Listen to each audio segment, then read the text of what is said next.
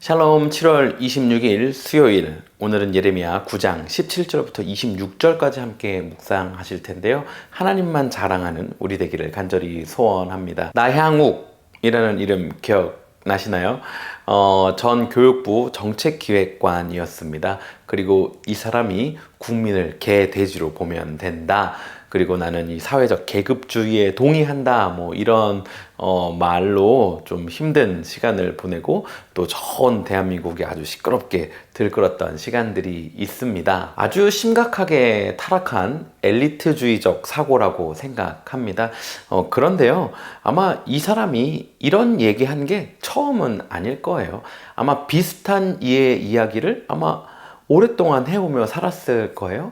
그리고 이 사람이 이런 얘기를 할 때 대부분 동조하는 사람들이 이 사람 옆에 있었을 거고, 같은 생각을 하는 사람들이 주변에 있었을 것이고, 또 그와 같은 사람들을 따라가며 살아가는 것이 아마 이 사람의 생활 패턴이고 가치관이었을 것입니다. 개, 돼지에 비해 당연히 자신이 우월하다는 생각을 가지고 살았을 것이고, 자신보다 우월하다고 생각이 드는 사람이 있으면 그 사람 옆에 붙어 있으려고 애썼을 것이고, 또 뭔가 득이 될 것 같으면 배우고 따라하기 위해서 부단히 노력하는 삶을 살았을 것입니다. 그런데 사실 이런 삶의 태도와 패턴은 이 사람 한 명 그때만 있었던 건 아닙니다. 아주 오래전부터 있었고요. 지금도 존재하고 있습니다. 사회주의 안에서는 아마 계급으로 분류할 수 있겠고요. 또 민주주의 안에서는 자본으로 분류할 수 있을 거라고 생각해요. 여러분 요즘 인스타그램이나 페이스북, 유튜브나 SNS나 TV 프로그램들을 찾아보면 성공한 사람들이 나와서 자신의 이야기를 하는 것들을 아마 쉽게 접하실 수 있을 거예요. 대부분 자신감에 차 있고 자신이 살아온 인생에 대해서 자부하고 당당함이 있는 사람들입니다.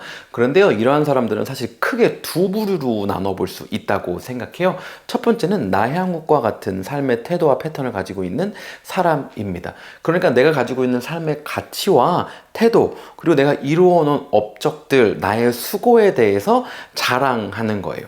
이것에 너무 높은 가치를 두고 있고 이것을 아주 일반화하고 있기 때문에 그렇지 못한 사람의 모습을 보면 저 사람은 왜 저렇게 살지? 자신의 삶의 태도가 이렇기 때문이야 라고 무시하고 깔보고 개, 돼지로 보는 사람의 모습이겠죠. 그러니까 이들의 강연을 한참 듣다 보면요, 결국 자기 자랑이네, 난 안 된다는 거잖아 하는 걸 좀 느낄 수 있어요. 두 번째 부류의 사람들은요, 다른 사람의 이야기를 듣습니다. 그리고 그 사람들이 하고 있는 수고와 노력을 무시하지 않아요. 그러면서 자신의 삶을 하나의 케이스로 나누는 거예요.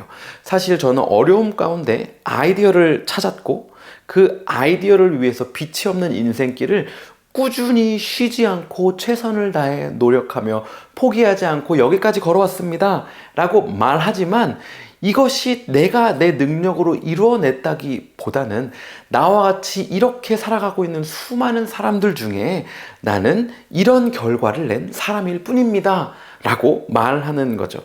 아마 이러한 사람들이 예수님 믿는 크리스찬이라면 하나님께서 저를 그 가운데 드러나게 해주셨고 사용해 주셨습니다. 이것은 전적인 은혜입니다 라고 말하며 나의 노력과 나의 수고, 나의 능력을 자랑하는 것이 아니라 하나님의 은혜, 하나님의 영광을 드러내겠죠. 사랑하는 성도 여러분, 사람들은 믿는 것을 따르고 또 자신이 다른 것으로부터 얻은 것을 자랑하게 되어 있습니다.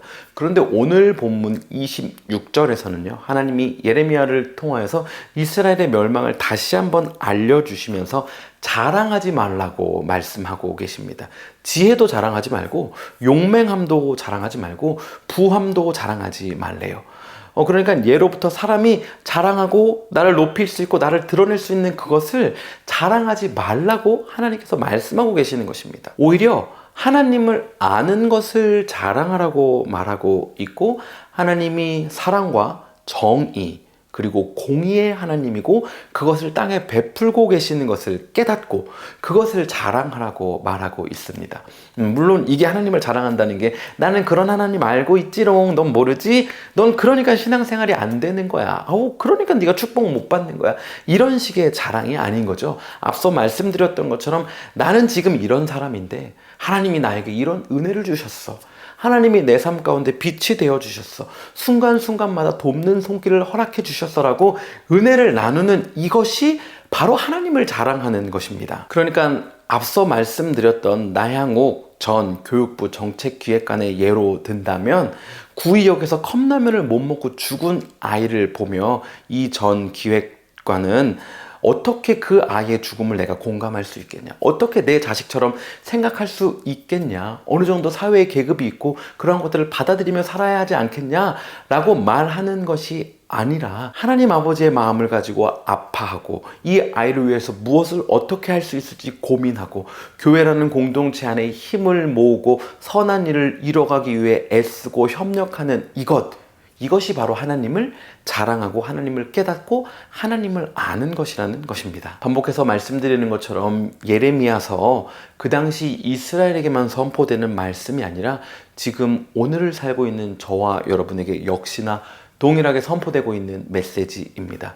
오늘 하루 사는 동안, 그리고 우리 남은 생을 사는 동안 우리의 것을 자랑하고 우리의 것을 드러내기 위해 애쓰는 삶을 멈추고 하나님의 마음을 알고 그 하나님의 은혜를 드러내며 살아가는 우리가 되면 너무나도 좋겠습니다.